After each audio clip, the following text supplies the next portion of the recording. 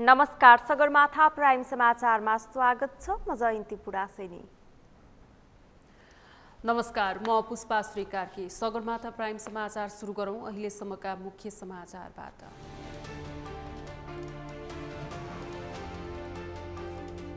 सत्ता गठबन्धनका दलहरूबीच चुनावी सिट बाँडफाँडको विषय पेचिलो। कांग्रेसको 60% दाबी, सम्मानजनक नभई अर्कै गठबन्धन बनाउने अन्य दलहरूको चेतावनी। संघीय सरकार विरुद्ध चरणबद्ध संघर्ष गर्ने मध्य प्रदेश सरकारको चेतावनी, प्रहरी समायोजन गर्न आलटाल गरेको आरोप।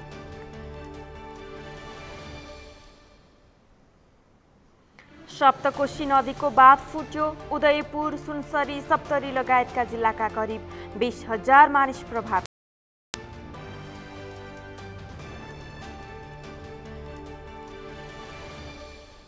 आफ्नो अडानबाट पछि नहट्ने ताइवानी राष्ट्रपतिको प्रतिबद्धता, अमेरिकी सभामुखको भ्रमणका कारण चीनको धम्कीबाट नडराउने अडान। र प्रशिक्षक दासा नायकेले राजीनामा दिएसँगै राष्ट्रिय क्रिकेट टोली प्रशिक्षकविहीन, प्रशिक्षणमा स्थिरता, नयाँ प्रशिक्षकको खोजीमा रहेको क्यानको भनाइ।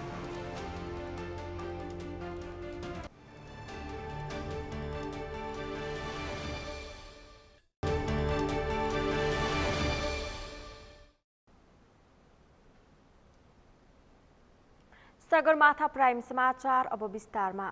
सरकार सञ्चालनका साथै स्थानीय तह निर्वाचनमा समेत गठबन्धन गरेका दलहरूले आगामी संघीय र प्रदेशसभा निर्वाचनका लागि सिट बाँडफाँडका विषयमा छलफल सुरु गरेका छन्। कांग्रेसले एकल बहुमत ल्याउने गरी आफ्नो दाबी अघि प्रस्तुत गरेको छ भने माओवादी केन्द्रले दोस्रो शक्ति हुने गरी आफूलाई अघि सारेको छ। अन्य 3 दलले पनि सम्मानजनक सिट बाँडफाँड हुनुपर्नेमा जोड दिँदै आएका छन्। चुनावी गठबन्धनका विषयमा समझदारी बने पनि सिट बाँडफाँडको विषय भने पेचिलो बन्दै गएका बेला सत्ताधारी दलले कसरी गर्दैछन् त सिट बाँडफाँड। अमृत ढकालको रिपोर्ट।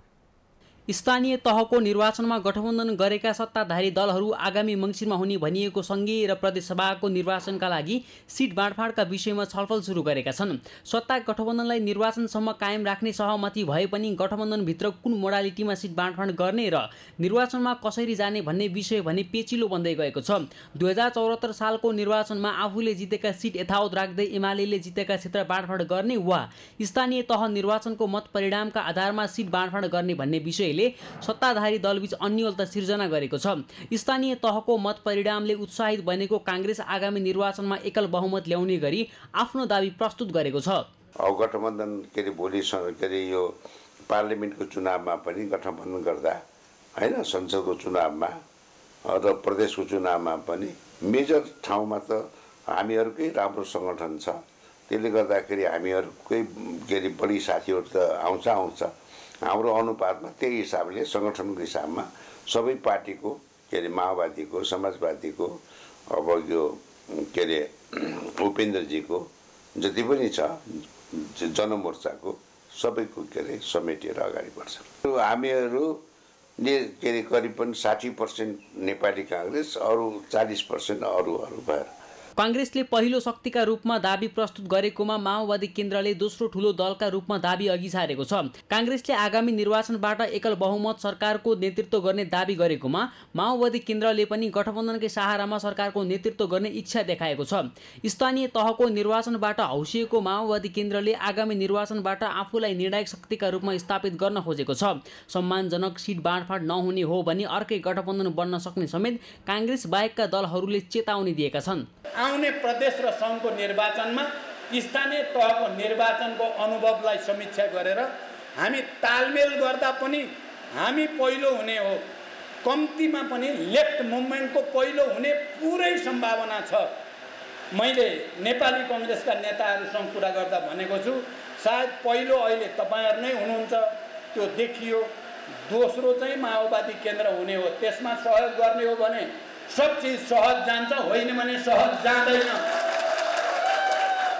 यसमा हाम्रो कम्तीमा नेतृत्व तहमा राम्रो समझदारी छ। तपाईहरु ढुक्क हुनुहोस्, गडबड हुन दिँदैन यो पटक। स्थानीय चुनावको जस्तो हुन दिँदैन यो पटक। स्थानीय तहको निर्वाचनबाट सबैभन्दा धेरै चिडिएको नेकपा एकीकृत समाजवादीले सम्मानजनक सिट बाँडफाँड हुनुपर्ने धारणा सार्वजनिक गर्दै आएको छ। आफूहरूले राजनीतिक जीवन नै दाउमा राखेर शेरबहादुर देउवालाई प्रधानमन्त्री बनाएको भन्दै सिट बाँडफाँडमा भेदभाव गर्न नहुने एकीकृत समाजवादीका नेताहरूको भनाइ छ। र मैले चाहिँ अब आउने निर्वाचनको उम्मेदवारी छनौटमा चाहिँ त्यति समस्या पर्ला जस्तो मलाई लागेको छ। त्यो सम्मानजनकै हुन्छ। अहिले मतले पनि देखाएको छ। अब भनौँ न नेकपा एकीकृत समाजवादीको कुरा गर्यो भने हिजो हो नेकपा एकीकृत समाजवादीलाई सिट दिनको निम्ति नेपाली कांग्रेस पनि नेकपा माओवादीका साथीहरू पनि अलि हिचकिचाउनु भएको थियो। यसको हैसियत के छ त? अहिले हैसियत के देखियो भन्दाखेरि यतिकै लड्दाखेरि पनि 9,27,514 भोट त नेकपा एकीकृत समाजवादीको पक्षमा देखियो। कांग्रेसले सम्मानजनक सिट बाँडफाँड नगरे मोर्चा बनाएर निर्वाचन लड्ने 4 दलले दोस्रो विकल्प बनाएका छन्। कांग्रेसलाई सिट बाँडफाँडमा दबाब दिन पनि गठबन्धनभित्रका वामपन्थी दलहरूले समाजवादी केन्द्रको कार्ड अघि सारेका छन्। कम्युनिस्ट दलहरूलाई एक ठाउँ हुन नदिने रणनीति तय गरेको कांग्रेसले सिट बाँडफाँडमा लचकता देखाउला अथवा 60-40 को अडान कायमै राख्ला। वैचारिक र सैद्धान्तिक रूपले फरक तर सत्ता स्वार्थका लागि मात्रै एकै ठाउँ रहेका सत्ताधारी दल निर्वाचनमा कसरी मिलेर जालान् त्यो भने समयले नै देखाउनेछ। सगरमाथा टेलिभिजनका लागि क्यामेरामा सम्पूर्ण लम्सालका साथमा अमृत रकाल, काठमाडौँ। संघीय सरकारले प्रहरी समायोजन गर्न आलटाल गरेको भन्दै मध्य प्रदेश सरकारले चरणबद्ध सङ्घर्ष गर्ने निर्णय गरेको छ। प्रदेश सरकारका गृह तथा सञ्चार मन्त्री भरत प्रसाद शाहले पत्रकार सम्मेलन गरी मध्य प्रदेशले चरणबद्ध सङ्घर्ष गर्ने निर्णय गरेको बताउनु भएको हो। उहाँले प्रदेश सरकारले संघीय सरकारलाई यसबारेमा जानकारी गराउँदा समेत चित्त बुझ्दो जवाफ नआएको भन्दै चरणबद्ध आन्दोलन गर्ने निर्णयमा पुगेको बताउनुभयो। उहाँले प्रदेश सरकारका तर्फबाट यसअघि प्रधानमन्त्री शेरबहादुर देउवा, गृहमन्त्री बालकृष्ण खाँडसहित गठबन्धनका नेताहरूलाई ज्ञापन पत्र बुझाएको तर संघीय सरकार समायोजन गर्नका लागि गम्भीर नदेखेको आरोप लगाउनुभयो। उहाँले प्रहरी बिना शान्ति सुरक्षा कायम गर्न सम्भव नरहेको बताउँदै यसका लागि सङ्घर्ष एकमात्र विकल्प रहेको बताउनुभयो। उहाँले 22 गते प्रदेशमा रहेका सबै दलका प्रदेश सभा सदस्य सहित सबै मन्त्रीहरूको उपस्थितिमा प्रदेश प्रमुखलाई ज्ञापन पत्र बुझाउने निर्णय गरिएको जानकारी दिनुभयो। शाहले 7 दिने अल्टिमेटम सहित दिइने ज्ञापन पत्र पछि पनि सरकारले प्रहरी समायोजन नगरे सङ्घर्षका थप कार्यक्रमहरू सार्वजनिक गरिने बताउनुभयो। प्रदेशका सबै राजनैतिक दलहरूको बैठकबाट नै यस्तो निर्णय गरिएको बताउँदै मन्त्री शाहले आफूहरूको आन्दोलनमा प्रदेशका हरेक राजनैतिक दलको समर्थन र सहयोग रहने जिकिर गर्नुभयो। शाहले अहिले पनि संघीयता विरोधीहरूलाई बल पुग्ने गरी सरकारले काम गरिरहेको बताउँदै अधिकार नदिँदा संघीयताले जुन रूपमा काम गर्नुपर्ने हो त्यसमा कमी आएको बताउनुभयो। उहाँले काठमाडौँमा प्रधानमन्त्रीसँग भेट्दा प्रहरी समायोजन गर्नमा प्रधानमन्त्री गम्भीर नदेखेको आरोप लगाउनुभयो। जनक जवाब आएन र त्यसपछि मधेस सरकारका हाम्रा मुख्यमन्त्री लालबाबु राउतजीको नेतृत्वमा हामीले प्रहरी समायोजन र मधेस प्रदेशका लागि चाहिँ जग्गा हस्तान्तरण, जग्गाका स्वामित्व हस्तान्तरण र पूर्वाधारका लागि आवश्यक चाहिँ आर्थिक उपलब्ध गराइदिनका निमित्त चाहिँ हामीले अनुरोध गर्यौँ र प्रहरी समायोजनका विषय त छँदै थियो। तर पनि यो कुरामा यो पालि सामान्य प्रधानमन्त्रीज्यूको चाहिँ जवाब त्यति सन्तोषजनक आएन र हामी यही 22 गते 11 बजे हाम्रो प्रदेशमा नेपाल सरकारका प्रतिनिधि प्रदेश प्रमुख मार्फत हामी चाहिँ सर्वदलीय यस प्रदेशमा भएका र प्रदेश सभामा भएका सबै राजनीतिक दल चाहिँ को सहभागितामा हाम्रा मान्यज्यूहरू र सरकारका चाहिँ सबै प्रतिनिधिहरू मिलेर हामी प्रदेश प्रमुख मार्फत नेपाल सरकारलाई हामी 7 दिनको निमित्त हामी अल्टिमेटम दिन्छौँ। मन्त्री शाहले गृह मन्त्रालयमा प्रहरी समायोजन सम्बन्धी सबै कामहरू पूरा भएको र प्रधानमन्त्री र केही कर्मचारीहरूले नै यसलाई आलटाल गरिरहेको आरोप लगाउनुभयो।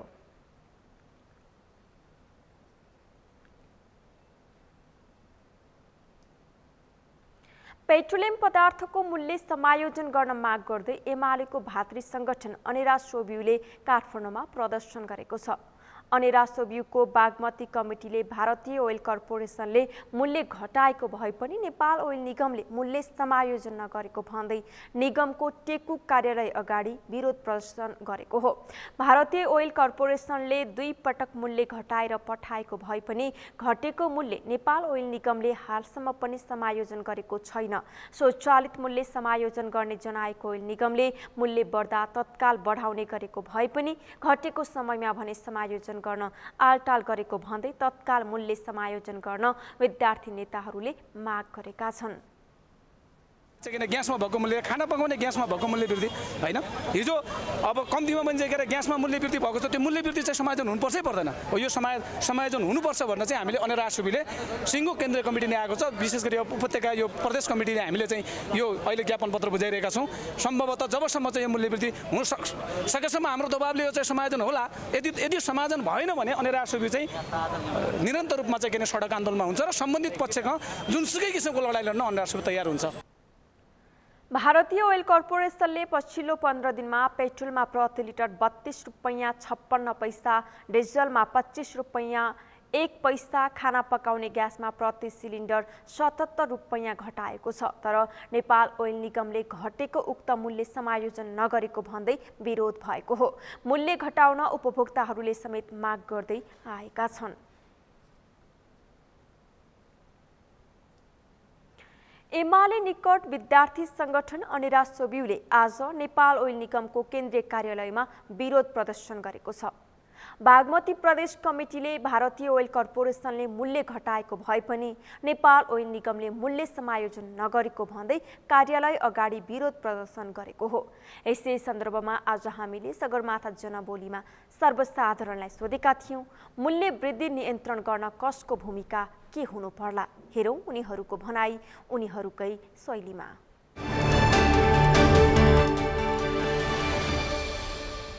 यसमा भूमिका नागरिक समाजको हुनुपर्छ।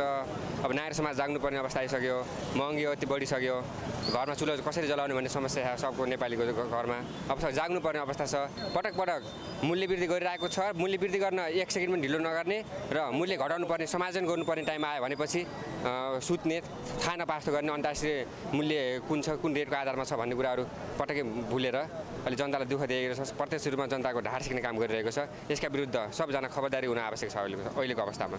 यो मुख्य गरी हेर्दाखेरि सरकारले चाहिँ अब हाम्रो जस्तो देशमा पेट्रोलियम पदार्थ उत्खनन गर्ने ठाउँ त छैन, तथापि इलेक्ट्रिक भेहिकल्सहरूको सङ्ख्या बढाएर रासोको दर छुट गरेर सवारी साधनहरूमा विद्युतीय सवारी साधनहरू आयात गर्नका लागि रासोको दरलाई छुट दिएर रासो चाहिने त्यसमा चाहिने सहुलियत बनाएर यसलाई चाहिँ एउटा समन्वयकारी भूमिका अप्नाएर यो समस्या समाधान गर्न सक्छ। र मुख्य कुरा भनेको जनताको जनजीवनसँग सम्बन्धित मूल्य वृद्धि, यो चाहिने ग्यासको मूल्यदेखि लिएर बाहिर तपाईँको पेट्रोल डिजेलसम्मको मूल्य अस्वाभाविक रूपमा बढेको छ। यो नियन्त्रण गर्ने मुख्य जिम्मेवारी सरकारको। अब सर्वप्रथम त सरकारकै भूमिका हुन्छ र आयल निगमको भूमिका हुन्छ। सरकारले आयल निगमलाई भनेर आफ्ना भइरहेको अहिलेको मूल्य वृद्धिहरूलाई चाहिँ कन्ट्रोल गर्न लानुपर्छ। अन्तर्राष्ट्रिय बजारमा मूल्य समायोजन भइरहँदा नेपालमा चाहिँ समायोजन भइरहेको छैन। यो चाहिँ अब मेन कारण त कालो कर्तुत्व, भ्रष्टाचार यो नै हो। यसलाई चाहिँ समायोजन गर्नुपर्छ। सरकारले समायोजनको मूल्यहरू जति समायोजन भएको छ त्यसलाई चाहिँ समायोजन गरेर अगाडि बढौँ, जनतालाई केही मूल्यहरू राहत गरौँ भन्ने उसले भन्न सक्ने क्षमता नै छैन भनेपछि यसमा ठुलो हात सरकारकै रहेको छ। मुख्य गरी सरकार नै प्रमुख चाहिँ कुरा हो। सरकारले नै अब सरकारको नियन्त्रणमै भएको कारणले गर्दाखेरि सरकारले नै आयल निगमले चाहिँ तेल ल्याउने विषयमा जसरी स्वचालित प्रणाली चाहिँ हामी चाहिँ लागू गर्छौँ भनेर भनेको थियो, त्यो कुरालाई आजको दिनमा लागू गरेको देखिएन। त्यसमा कहीँ न कहीँ सरकारको एक खालको चाहिँ हस्तक्षेप भएको हो कि सरकारले नै त्यो खालको एउटा गाइडेन्स र नेतृत्व गर्न नसकेको हो कि यहाँका पदाधिकारीलाई सही ढङ्गले सजेसन दिने र त्यसमा चाहिँ हस्तक्षेप गरेर आम जनता चाहिँ समुदायलाई सही किसिमको राहत चाहिँ दिने व्यवस्थामा चाहिँ सरकार नै कहीँ न कहीँ बाधक हो कि भन्ने कुरा चाहिँ हामीलाई लागिरहेको छ। यो ध्यान आकर्षण गराउनको निम्ति हामी के भन्न चाहन्छौँ, यतिको लागि हामी सडकमा आउनै पर्ने थिएन। किनभने यो सिस्टम वाइज हिसाबले बढ्छ भने सिस्टमले घट्नु पनि पर्छ भन्ने कुरा पनि आन्दोलन आउनुपर्छ त। त्यस कारणले गर्दा यो सरकारको नालायकीपन हो, निकम्मापन हो। यो चाहिँ जनतालाई चाहिँ सधैँभरि पिल्सिरहने, दुःख दिइरहने। नेपाल आयल निगमले खरिद गरेर चाहिँ तपाईँको इन्धन लिएर आउँछ उसले घटेको मूल्य पठाउँदा पनि चाहिँ आयल निगम जसले चाहिँ तपाईँको चाहिँ पेट्रोलियम पदार्थ डेलिभर गर्छ उसले पुरानै मूल्यमा चाहिँ तपाईँको चाहिँ जनतालाई चाहिँ तपाईँको चाहिँ पेट्रोलियम पदार्थ बेच्नु भनेको ठगी गर्नु हो। ठगीको आरोपमा चाहिँ यो आयल निगमको पदाधिकारीलाई कारबाहीको दायरामा ल्याउनुपर्छ भन्ने हाम्रो कुरा हो।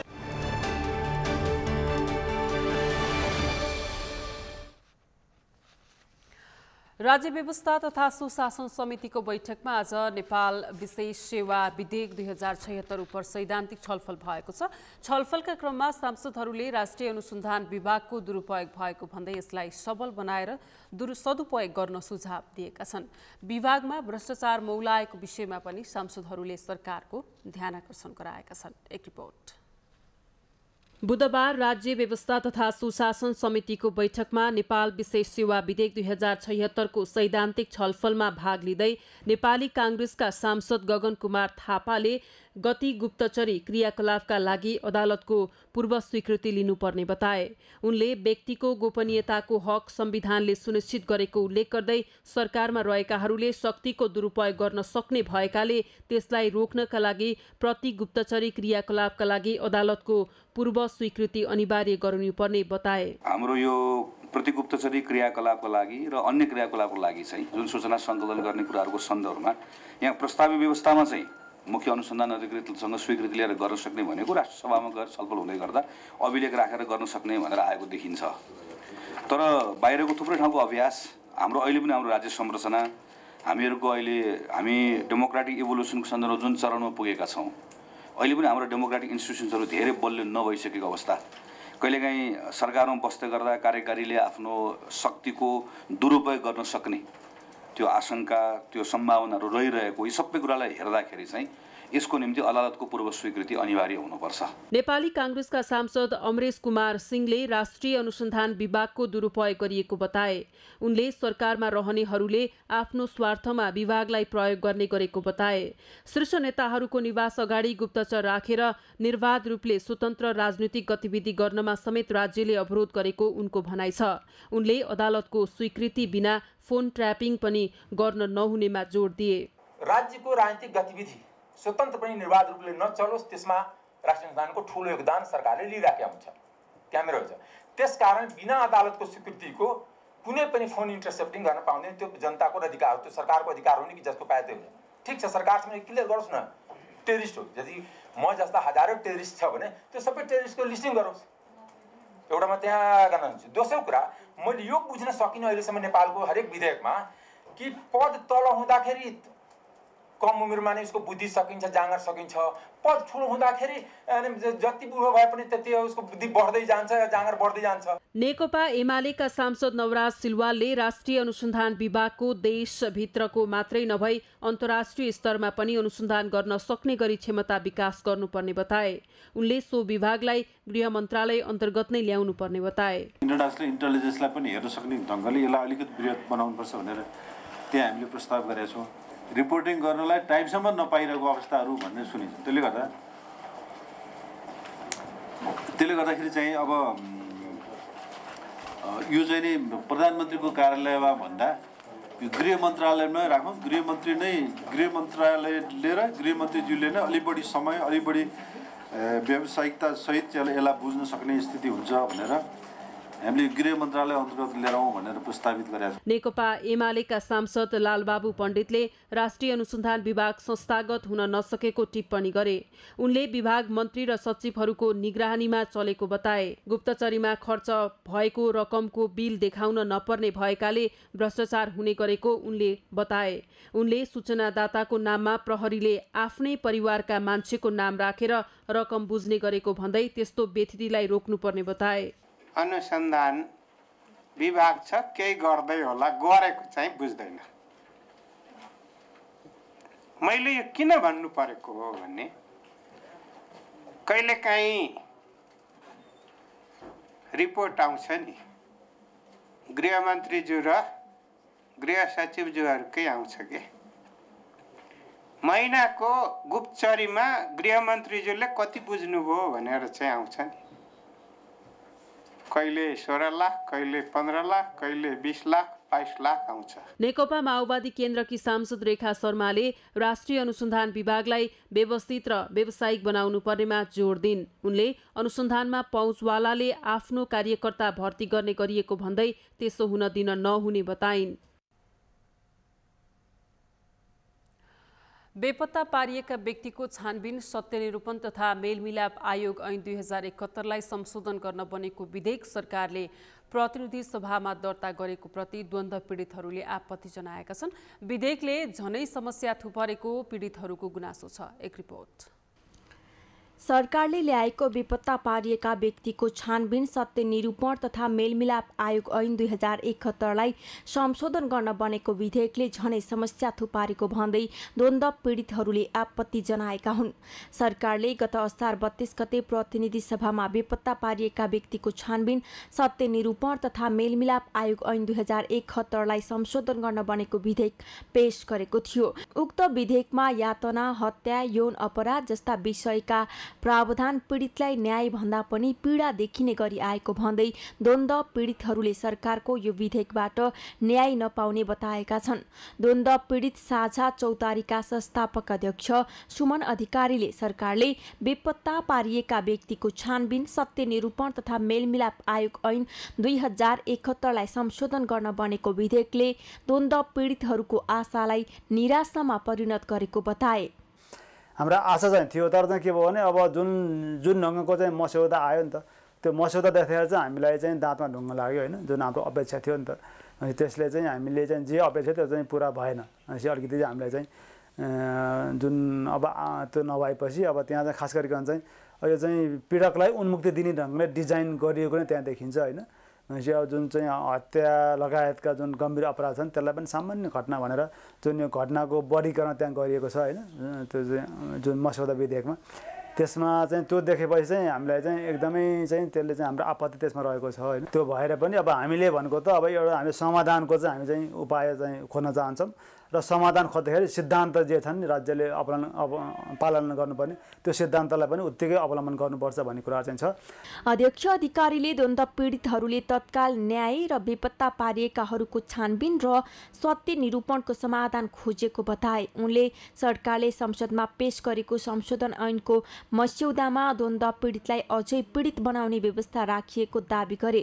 उनले विशेष गरेर माओवादी र कांग्रेसलाई बेपत्ता पारिएको छानबिन तथा सत्य निरूपण तथा मेलमिलापको विषयले ह्याङओभर भएकाले सामान्य रूपमा पार लगाउने रणनीतिमा लागेको आरोप लगाए। त्यो चाहिँ रणनीति हो कि जस्तो देखिन्छ। यसलाई चाहिँ टकाटोकन पार्ने, यसलाई सिद्ध्याउने, यो चाहिँ जुन टाउकामा यो ह्याङ्ग पर्छ नि उहाँलाई होइन, जहाँ गए पनि यो कुरा उठ्छ होइन। विदेश जान पनि पाउनु भएको छैन, त्यो पनि अब हुन्छ। सेना प्रहरीलाई पनि अब उहाँलाई पनि त्यो भेटिङको कुराहरू उठ्छ होइन। त्यहाँ पनि विदेशमा जान, युएनतिर जानलाई पनि त्यो पनि गाह्रो छ। भनेपछि अब सुरक्षा निकायदेखि लिएर यो राजनीतिक दलहरू खास गरी माओवादी काङ्ग्रेसलाई चाहिँ यो चाहिँ अब अलिकति अब अझ बढी माओवादी हेर्नु अब त्यो हेरेको भएको छ। मान्छे प्रचण्ड जान सक्नु परेन विदेश, अमेरिका बेलायत के अरे अब अस्ट्रेलिया त्यो कुरा सबैलाई थाहा छ हेर्नु। अब बाबुरामको कुरा पनि आयो भनेपछि उहाँहरूलाई चाहिँ यो कुरा सिद्ध्याउनु पायो भने आनन्द हुन्थ्यो भने जसरी हुन्छ यसलाई सिद्ध्याउने। उहाँहरू अहिलेसम्मको चाहिँ डिजाइन त यसलाई चाहिँ न्याय दिने होइन कि यसलाई सिद्ध्याउने हो नि त। उनले द्वन्द्व पीडितहरूलाई शान्ति प्रक्रिया भनेको नै थाहा नभएको दावी गरे। पीडितको रगत र आँसुको आडमा गणतन्त्र आएको भने पनि अहिलेसम्म पीडितले न्याय र उपचार नपाएर ज्यान गुमाउनु परेको अध्यक्ष अधिकारीले बताए। यस्तो विषयमा उच्च राजनैतिक नेतृत्व निर्लज्ज देखिएको उनको गुनासो छ। हुने कुरा उहाँलाई मत छैन। पीडितहरू मरे मरुन् होइन, अङ्गभङ्ग जेसुकै हुन्, अहिले पनि मान्छे उपचार नपाएर मरिरहन्, न्याय भनेर चाहिँ आएको छ, शान्ति प्रक्रिया भन्छन् होइन। अनि पीडितलाई कहाँको शान्ति प्रक्रिया आयो होइन। भनेपछि त्यही पीडितको चाहिँ आँसु रगत पीडाको जग्गामा चाहिँ गणतन्त्र आएको छ भन्छन् होइन।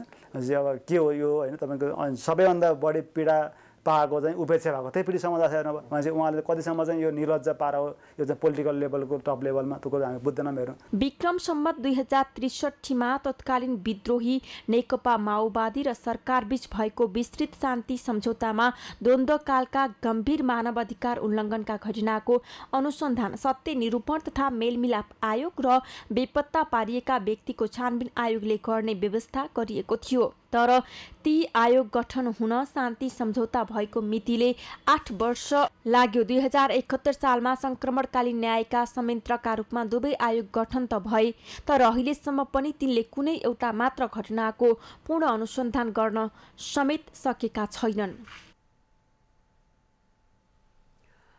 राष्ट्रिय परीक्षा बोर्डले कक्षा 11 मा भर्नाका लागि विद्यालय र क्याम्पसले खुलाएका सूचनामा ध्यानकर्षण भएको जनाएको छ। बोर्डले सूचना निकालेर शैक्षिक सत्र 2079-80 का लागि कक्षा 11 मा विद्यार्थी भर्ना कार्यक्रममा विद्यालय तथा क्याम्पसले फरक भर्ना तालिका तय गरी छोटो समयको म्याद राखेकोमा ध्यानकर्षण भएको जनाएको हो। छोटो समयको म्याद राखेर भर्ना खुलाउँदा दुर्गम क्षेत्रका विद्यार्थीले भर्नाका लागि आवेदन दिने अवसरबाट वञ्चित भएको गुनासो आएको बोर्डले जनाएको छ। बोर्डले भर्ना खुलाउँदा कम्तीमा 15 दिनसम्म आवेदन दिन सक्ने गरी साउन मसान्तसम्मको व्यवस्था मिलाउन पनि विद्यालय तथा क्याम्पसलाई अनुरोध गरेको छ। साथै सबै पालिकाबाट त्यसै अनुसार समन्वय र सहजीकरण गर्न समेत सूचित गरिएको छ।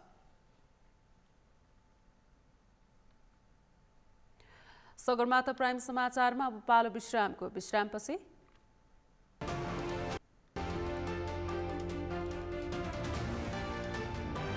सप्तकोशी नदीको बाँध फुट्यो। उदयपुर, सुनसरी, सप्तरी लगायतका जिल्लाका करिब 20,000 मानिस प्रभावित।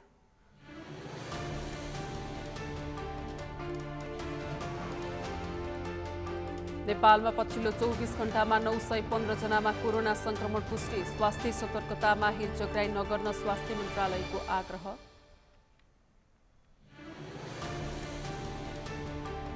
र प्रशिक्षक दासन आइखेले राजीनामा दिएसँगै राष्ट्रिय क्रिकेट टोली प्रशिक्षकविहीन। प्रशिक्षणमा अस्थिरता, नयाँ प्रशिक्षकको खोजी रहेको क्यानको भनाइ।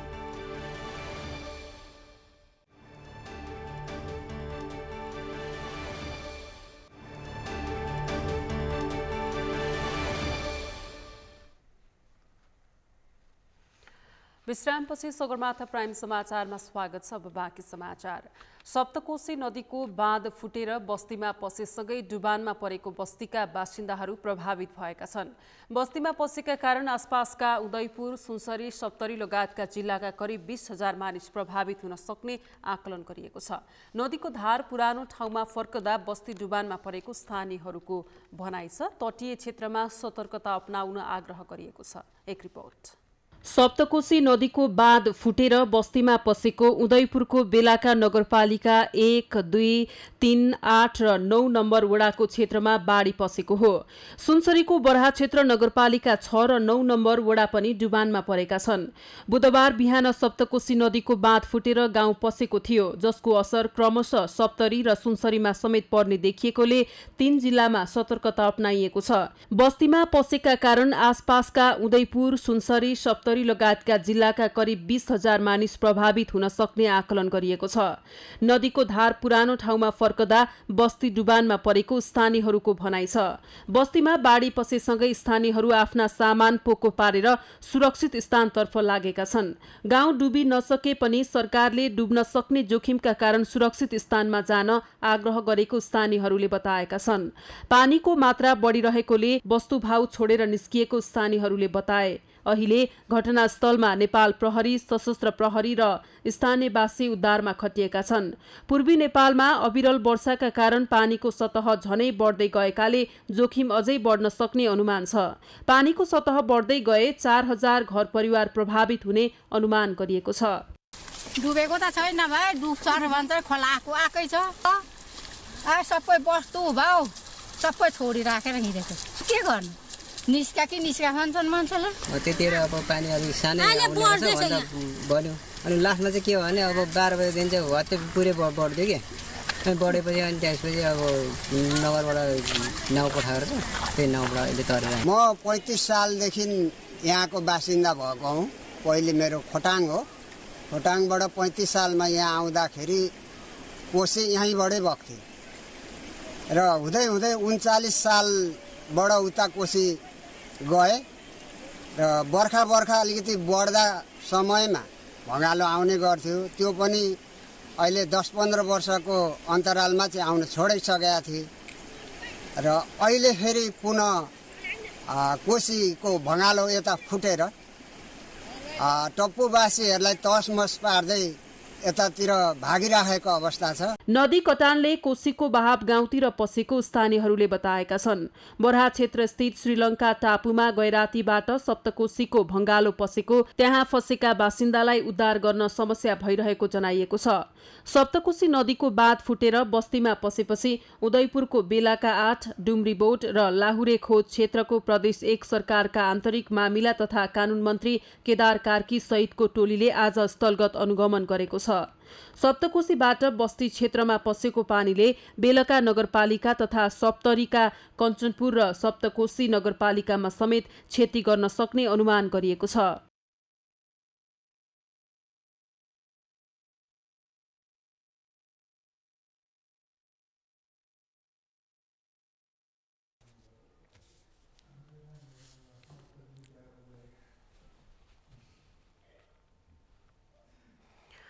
नेपाल प्रहरीको लागू औषध नियन्त्रण ब्युरो कोटेश्वरले प्रतिबन्धित लागू औषधि सहित 22 जनालाई पक्राउ गरेको छ। पक्राउ पर्नेमा 4 महिला र 18 जना पुरुष रहेका छन्। ब्युरोले 2079 असार 32 देखि साउन 18 गतेसम्म 22 लागू औषध कारोबारहरूलाई पक्राउ गरेको हो। एक रिपोर्ट। बुधबार ब्युरोले पत्रकार सम्मेलन गरी विक्रम सम्मत 2079 असार 32 देखि साउन 18 गतेसम्म 22 लागू औषध कारोबारीहरूलाई पक्राउ गरेको जनाएको हो। पक्राउ परेमा 4 महिला र 18 जना पुरुष रहेका छन्। कुल पक्राउ परेका 22 जनाबाट अवैध लागू औषध खैरो हेरोइन 459 ग्राम, लागू औषध डाइलेक्स डिसी 100 ml का 1180 बोतल, लागू औषध नाइट्रोभेट ट्याब्लेट 1260 थान, प्रोक्सिभन क्याप्सुल 150 थान फेला परेको हो। यी सबै लागू औषधको कुल अवैध बजार मूल्य 58,10,800 रहेको छ। पत्रकार सम्मेलनमा ब्युरोका प्रमुख प्रहरी वरिष्ठ उपरीक्षक विकास राज खनालले विशेष निगरानी र विशेष सूचनाका आधारमा काठमाडौँ उपत्यकाका विभिन्न स्थानमा अवैध रूपमा लागू औषधको कारोबार गर्ने व्यक्तिहरूलाई पक्राउ गरेको बताए। अवैध रूपमा लागू औषध यो खैरो हेरोइन, त्यसै गरी नियन्त्रित लागू औषध यो कोरेक्स टाइपको यो कोडिन भन्छ डाइलेक्स डिसी भन्ने यो कारोबार भइरहेको छ भन्ने सूचनालाई मध्यनजर गरेर हामीले प्रहरी परिचालन गरेका थियौँ। त्यो खटिएको प्रहरी टोलीले विभिन्न स्थानबाट मानिसहरूलाई नियन्त्रणमा लिएका छौँ र अहिले सम्मानित काठमाडौँ जिल्ला अदालतबाट म्याद थप भएर लागू औषध ऐन 2033 अनुसार कानुन कारबाही भइरहेको अवस्था छ। गत साउन 8 गते ताप्लेजुङ गाउँपालिका 5 स्थायी ठेगाना भएकी वर्ष 33 की तुलसा खड्कालाई ललितपुरको महालक्ष्मी नगरपालिका 4 इमाडोलबाट नाइट्राभेट ट्याब्लेट्स 1260 थान, प्रोक्सिभन 150 थान क्याप्सुल, डाइलेक्स डिसी कोडिन 6 बोतल, त्यसको खाली बोतल 28 थान, डाइलेक्स डिसी जस्तो देखिने रातो रङको तरल पदार्थ 300 मिलिलिटर सहित पक्राउ गरेको छ। त्यस्तै उनलाई लागू औषधमा सहयोग गर्ने सुनसरीका युवराज खड्कालाई पनि पक्राउ गरेको प्रहरीले जनाएको छ।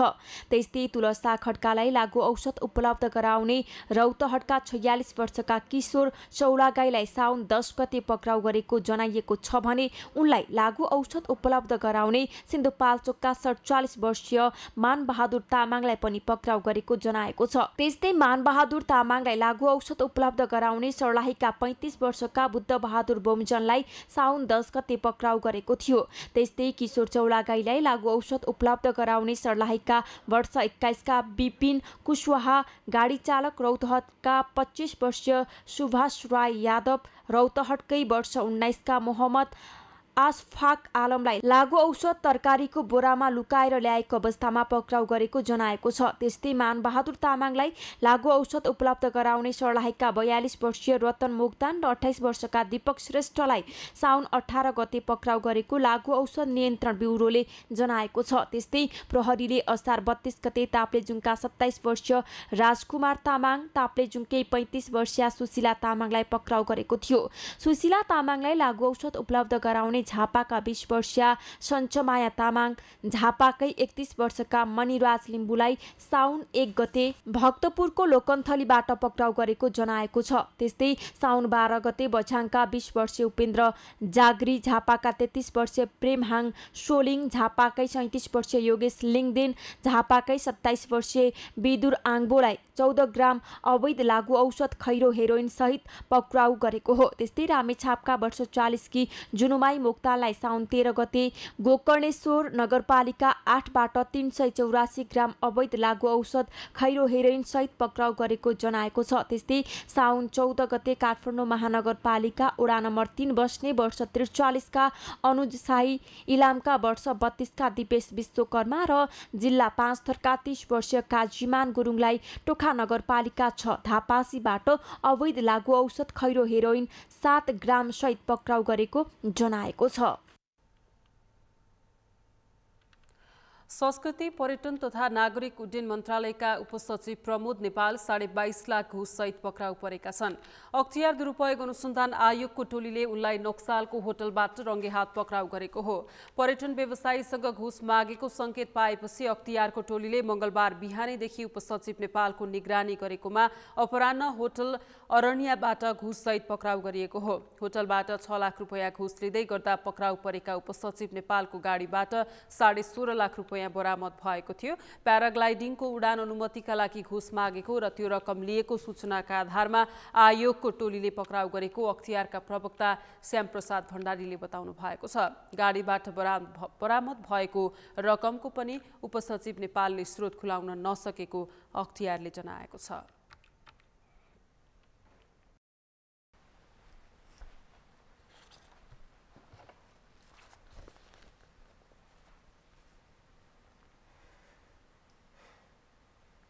पछिल्लो 24 घण्टामा देशभर थप 915 जनामा कोरोना संक्रमण पुष्टि भएको छ।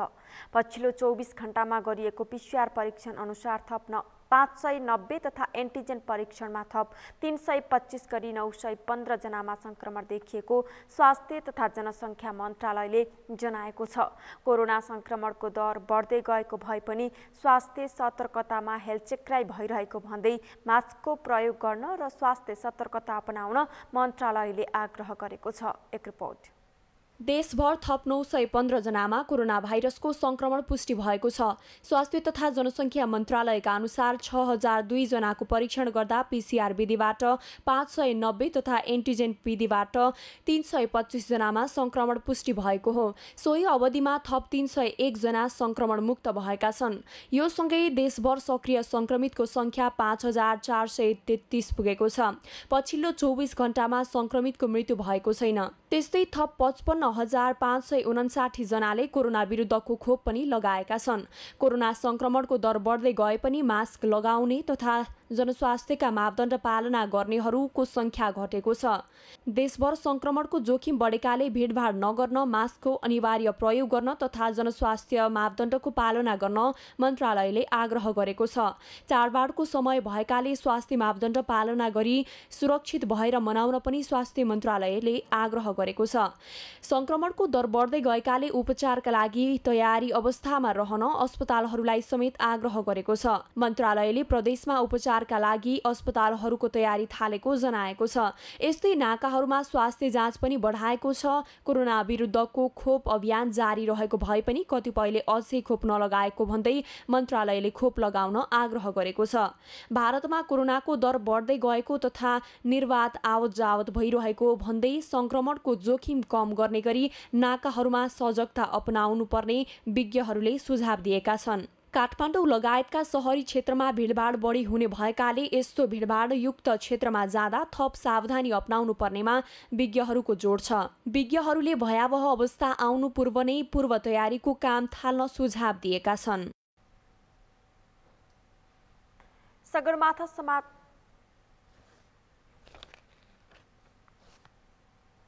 काठमाडौँ उपत्यकाको अधिकांश स्थानमा ट्राफिक लाइटको अभाव छ।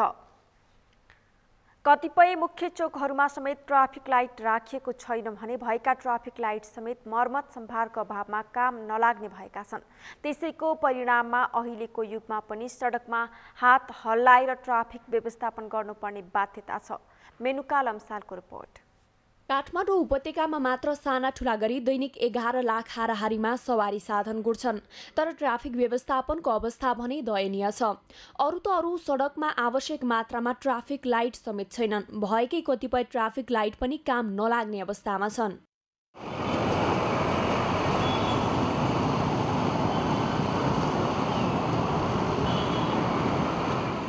ट्राफिक व्यवस्थापनमा सहयोग पुग्ने भन्दै जडान गरिएका लाइटले काम नगर्दा हात हल्लाएरै ट्राफिक व्यवस्थापन गर्नुपर्ने बाध्यता छ। पुरानै ढर्रामा ट्राफिक व्यवस्थापन गरिँदा कार्यालय समयमा त सडक नै अस्तव्यस्त बन्ने गरेको छ। अनावश्यक बिग्रेका लाइट सबैलाई महसुस के हुन्छ भने लाइट छ भन्ने छ, कुन लाइट बिग्रेको छ हाम्रो देशमा यो कसैलाई पनि थाहा छैन।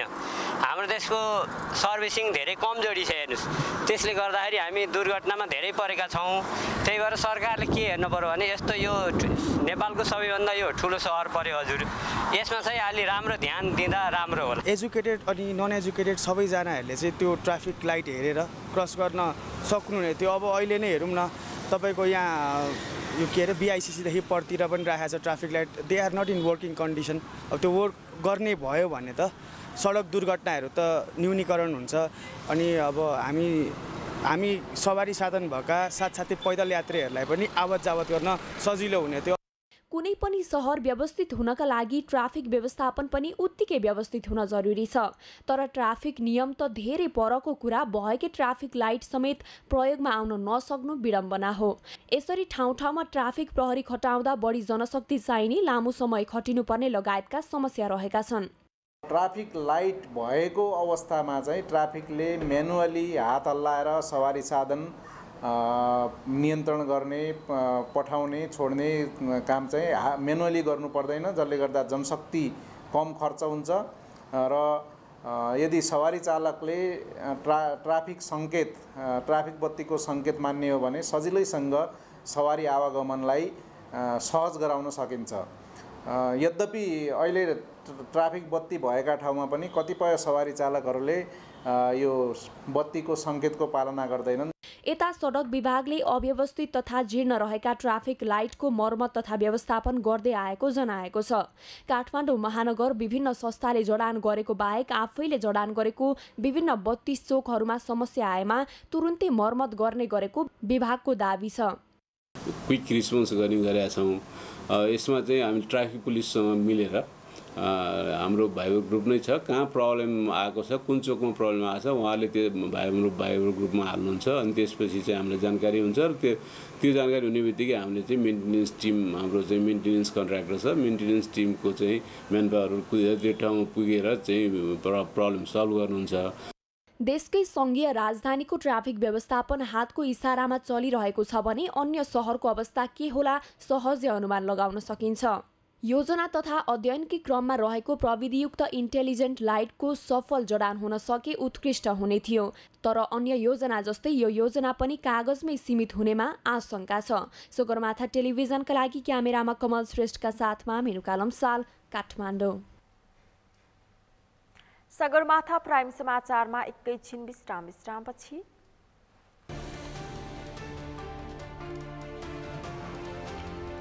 आफ्नो अडानबाट पछि नहट्ने ताइवानी राष्ट्रपतिको प्रतिबद्धता, अमेरिकी सभामुखको भ्रमणका कारण चीनको धम्कीबाट नडराउने अडान। र प्रशिक्षक दासा नायकेले राजीनामा दिएसँगै राष्ट्रिय क्रिकेट टोली प्रशिक्षकविहीन, प्रशिक्षणमा अस्थिरता, नयाँ प्रशिक्षकको खोजीमा रहेको क्यानको भनाइ।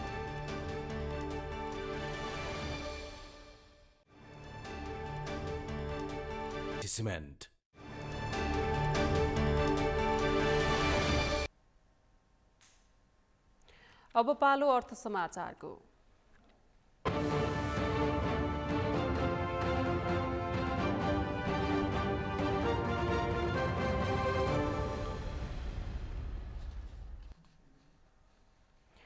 शेयर बजार परिसूचक नेप्से आज 6.71 अङ्कले गिरावट आएको छ। लगातारका रूपमा बढ्दो क्रममा रहेको नेप्से परिसूचक मङ्गलबारदेखि सामान्य करेक्सनमा आएको हो। बुधबार नेप्से सूचक 6.71 अङ्कले घटेर 2186.77 बिन्दुमा झरेको छ। त्यस्तै सेन्सिटिभ इन्डेक्स 0.64 अङ्कले घटेको छ भने फ्लट इन्डेक्स 0.9 अङ्क तर सेन्सिटिभ फ्लट इन्डेक्स भने 0.6 अङ्कले घटेको छ। आज कारोबारमा आएका 218 कम्पनीको 95,42,626 किता शेयर 4 अर्ब 2 करोड 79,31,439 रुपैयाँमा कारोबार भएको छ।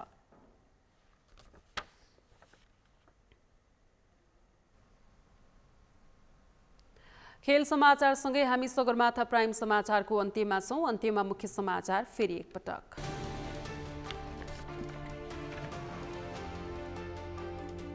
सत्ता गठबन्धनका दलहरूबीच चुनावी सिट बाँडफाँडको विषय पेचिलो। कांग्रेसको 60% दाबी, सम्मानजनक नभई अर्कै गठबन्धन बनाउने अन्य दलहरूको चेतावनी। संघीय सरकार विरुद्ध चरणबद्ध सङ्घर्ष गर्ने मधेस प्रदेश सरकारको चेतावनी, प्रहरी समायोजन गर्न आलटाल गरेको आरोप।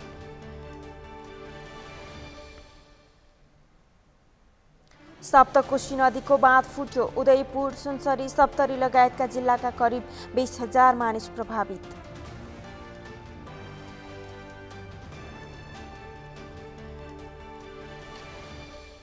आफ्नो अडानबाट पछि नहट्ने ताइवानी राष्ट्रपतिको प्रतिबद्धता, अमेरिकी सभामुखको भ्रमणका कारण चीनको धम्कीबाट नडराउने अडान।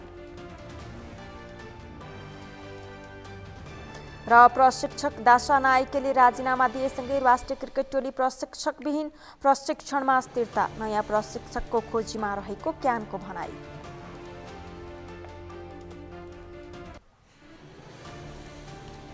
हवस् त सगरमाथा प्राइम समाचार अहिलेलाई सकियो। तपाईँ समाचार बुलेटिनका साथै सगरमाथा टेलिभिजनका सम्पूर्ण कार्यक्रम www.sagarmatha.tv मा पनि पढ्न र हेर्न सक्नुहुनेछ। साथै युट्युबमा youtube.com/sagarmatha.tv नेपालमा हेर्न सक्नुहुनेछ। तपाईँ हामीलाई फेसबुकमा पनि facebook.com/stv नेपालमा फलो गर्न सक्नुहुनेछ। समाचारको शिखर, नेपालको गौरव, नेपालको पहिलो न्युज च्यानल सगरमाथा टेलिभिजन हेर्दै गर्नुहोला। नमस्कार।